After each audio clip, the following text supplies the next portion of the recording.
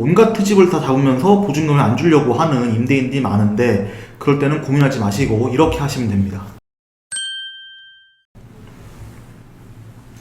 안녕하세요. 법률사무소 진리 최석호 대표 변호사입니다. 현재 자취 생활하는 청년분들이 많죠. 특히 이제 이 자취를 하는 청년분들의 나이대는 보통 이제 20대인 것 같은데, 근데 이러한 임차인들이 퇴거를 할 때 온갖 트집을 다 잡으면서 보증금을 안 주려고 하는 집주인이 여전히 많다는 뉴스를 보고 좀 어떻게 대응하면 좋은지, 또 이제 제가 수임했던 경험들과 함께 얘기를 해보려고 합니다. 이런 사건을 상담하다 보면은 좀 이제 공통점이 있습니다. 계약 기간은 일단 끝났고요. 그래서 이제 보증금을 반환을 받아야 되는데, 일단 임대인이 보증금을 돌려준다고는 합니다. 근데 뭐 방에서 냄새가 난다던가 담배 냄새가 난다던가 이런 등등 트집을 잡고 보증금에서 원상회복 비용을 이제 일부 제외하고 원상회복 비용을 공제하는 거에 동의를 하지 않는다고 하면은 나는 보증금을 못 준다 라고 말한다는 공통점이 있습니다.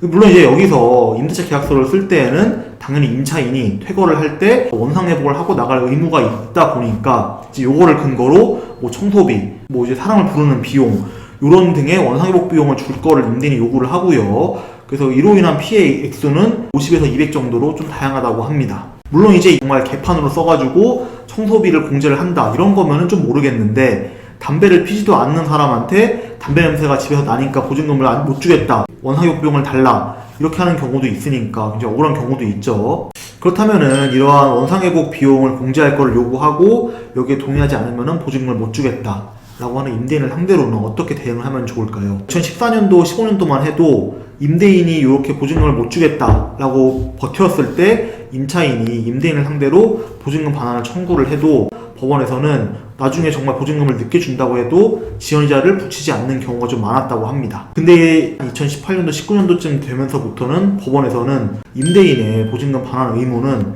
임차인이 집에서 퇴거를 했을 때 발생하는 거기 때문에 뭐 원상회복 비용을 이 얼마가 나왔든 간에 관계없이 그 원상회복 비용이 그 보증금에 비해서 상당히 소액인 경우가 많으니까요. 그러한 경우에는 어쨌든 임대인이 보증금을 돌려주지 않는 건 잘못이니까 연체이자를 붙이는 걸로 판결이 좀 나오게 됐죠. 정리를 하자면은 원상회복 비용을 공제하는 거에 임차인이 동의를 하지 않아가지고 보증금 전체를 돌려주지 않는다라고 하면은 바로 그냥 임대인 상대로 보증금 반환 소송을 제기하시면은 보증금에다가 지연이자까지 받을 수 있게 될 것입니다.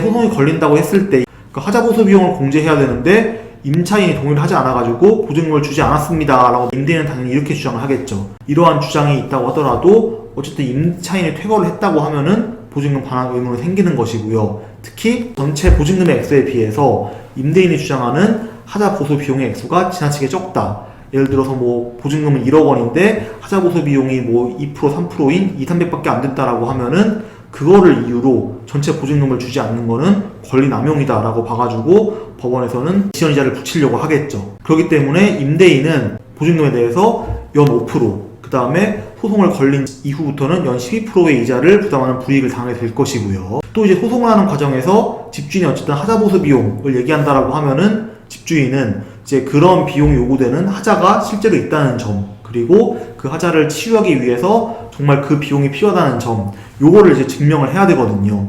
근데 정말 집주인이 억지를 부리는 경우에는 하자가 있는지부터 불분명할 것이고요. 정말 담배 냄새 같은 경우에는 임차인 본인이 나는 비흡연자인데 라고 반박을 할 수도 있을 거기 때문에 집주인이 주장하는 하자가 인정이 안 될 가능성도 굉장히 높죠. 또 하나 또 이제 말씀드릴 거는 임대인이 그 원상회복 비용으로 100만 원 이상을 청구할 때 얘긴데요.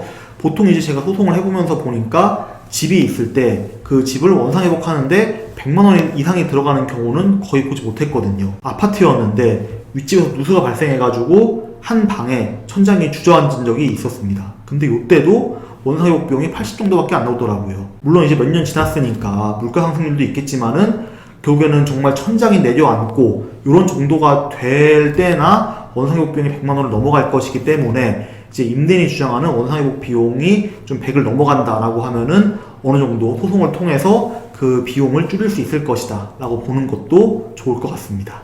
근데 이제 임대인 중에서는 또 이런 경우도 있죠. 그러면은 보증금을 돌려주겠다. 다만 내가 일방적으로 책정한 원상회복 비용은 빼고 주겠다 라고 해서 주는 경우도 있는데, 그때에는 임대인이 임의로 공제하고 주지 않은 원상회복 비용에 대해서 부당이득금 반환 소송을 청구할 수 있을 겁니다.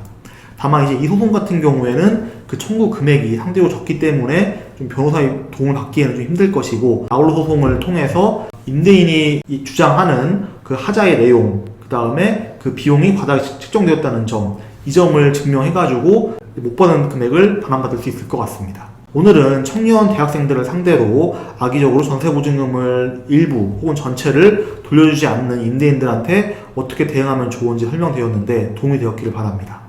다음에 또 유익한 정보 설명드리도록 할 테니 영특한 주변 구독, 좋아요, 알림 설정까지 하셔가지고 빠르게 정보 얻어가시길 바랍니다.